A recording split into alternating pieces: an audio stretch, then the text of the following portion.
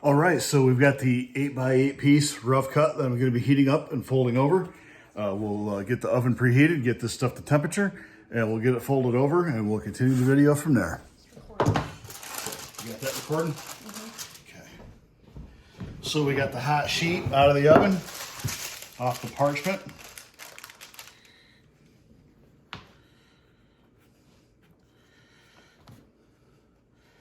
Gonna lay the pistol in the center. Boy, this loses temperature quick. Glove choice matters. Slide it a little further back inside the mold. Okay, we'll get this crushed down and then we'll trim it up after we see what we've got.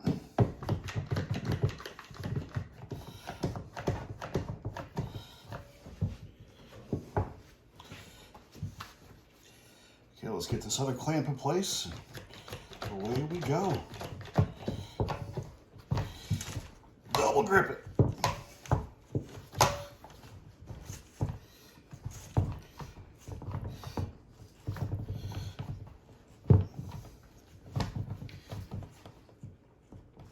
Okay, there we go. Let me get my face in here. I'm gonna set this outside. We're gonna give this a half an hour to cool off and cure, and we'll see what we've got, and then I'll trim it up with the Dremel machine. Am I good? Okay, clear it off, kiddo. All right, everybody. Half hour is come and gone. We're gonna open this up, see what we got.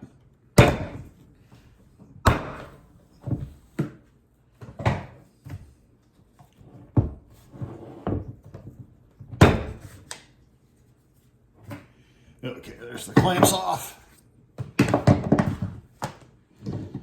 And here's the reveal. Oh. Okay. Stuck a little more of the foam than I would have anticipated, but we've got the ridge for the sights right there in good shape. We've got good molding. It didn't bunch up like I thought it was going to. And we've actually got pretty good coverage. Here we go. So we've got plenty of material to cut off to make the holster. And I may be doing something different than a few other students plan to do. What I'm going to do with this is make it fairly minimal. Oh, let's readjust the camera. I'm going to go maybe a little bit minimal with this. And the final plan for it is going to be this that I've made today. It's going to be trimmed fairly close and it's going to sit inside a leather holster.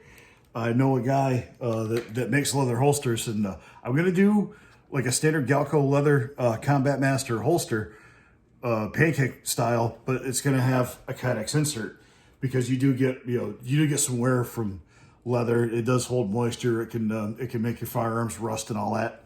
But hey, it lets right out. Mold held up, still in good shape. I'm going to keep this just like this. I can't think why not if we got to do this again. So there it is. We saw it together out of the mold. And the rest of this will be downstairs and I shall be trimming. All right, everybody, we're back down in the basement shop again because this is further away from the oven and have now officially made it stink like plastic up there and the wife's not feeling great about that. So here's what we got, okay? Here's the amount of leftover material from just the one piece. They sent two pieces exactly that size. So I would say I've got enough to do another holster, and this has got to be enough. This has got to be enough to do a decent knife. So, I mean, basically, if you do this, you've got two holsters and two knives worth of material out of this. Because now this is one, I don't know if anybody remembers this from the hydro dipping class. This is what I'm sort of looking for out of this when it finishes up. This is for a Glock 21, but what this is going to insert inside another holster. There we go. So what we'll do now is we've got the rivet kit, and we've got the handy rotary tool, and we're going to get this thing trimmed up. Get this thing trimmed up and riveted, and we'll show off what I get when that's finished. Hey, no joke. Eye protection on this one, for real. Okay, so here's what I've cut it down to. which is mostly just going to be an insert, but there we go. A little bit of gap in the trigger. There's some meat left there to run a tension screw into. Sort of mirrors what I've got here, but that's a better finished piece. I do got to say, I did run into some problems finishing this. I do have a Dremel tool as well as the one they sent us, and the one they sent us had little cutting wheels, and the little cutting wheels that were on it I broke, so I went with this Dremel setup here. Let me see if I can show you the broken bit that I got